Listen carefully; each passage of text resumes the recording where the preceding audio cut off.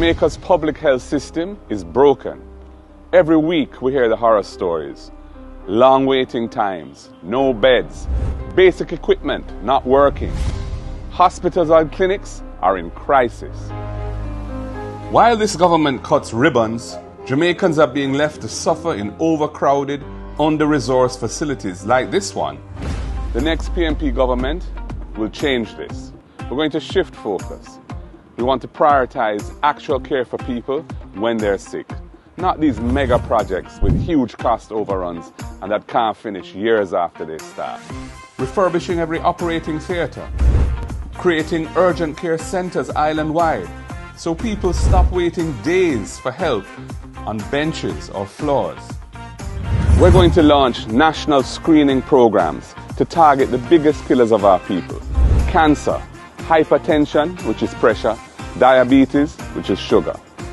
We want to catch them early so that people's lives can be saved. We will make the investments to ensure that every parish hospital has the equipment it needs to deliver the services required by the people. And stop the outsourcing racket that leaves patients with nothing but bills and delays.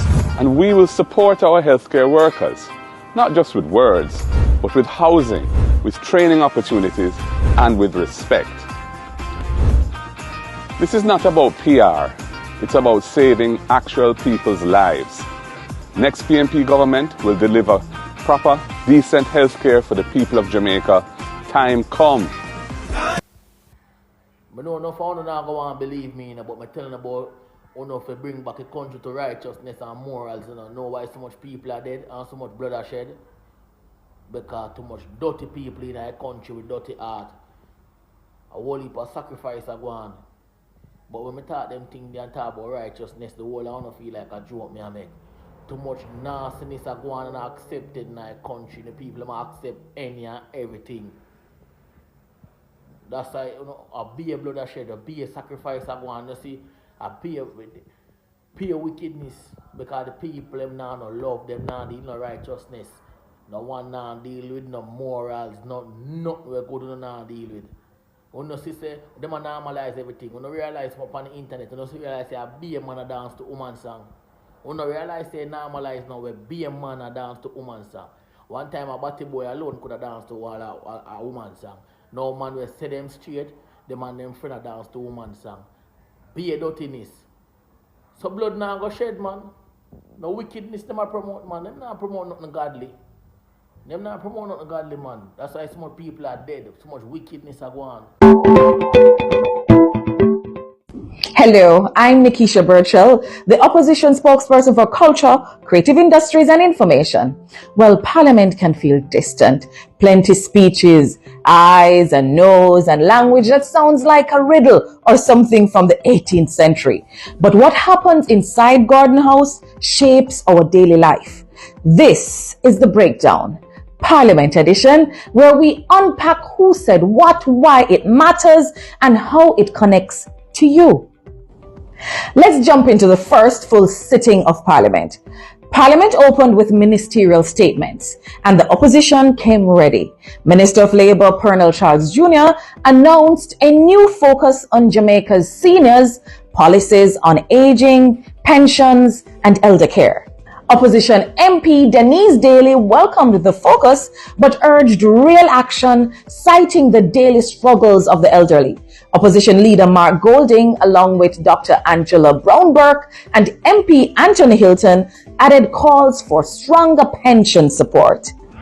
After that, the Minister of Culture, Olivia Babsy-Grange, tabled a green paper on Jamaica's creative economy. I made my maiden contribution as the opposition spokesperson for culture and creative industry. That was my first official statement. I stressed that while culture is priceless, creatives must earn from it. That means monetizing creativity, protecting intellectual property, and ensuring the world's love for Jamaican culture benefits Jamaican creators. Other opposition members, such as our leader of the opposition, Mark Golding, MPs Damian Crawford, Wavell Hines, Isaac Buchanan, and Kenneth Russell, urged proper funding, free movement for artists, and stronger copyright laws to build the business of culture. Then came the fire. The real debate was about committees. Leader of Government Business, the Honorable Floyd Green, listed the new parliamentary committees. But here's a twist. Most include government ministers and are chaired by them.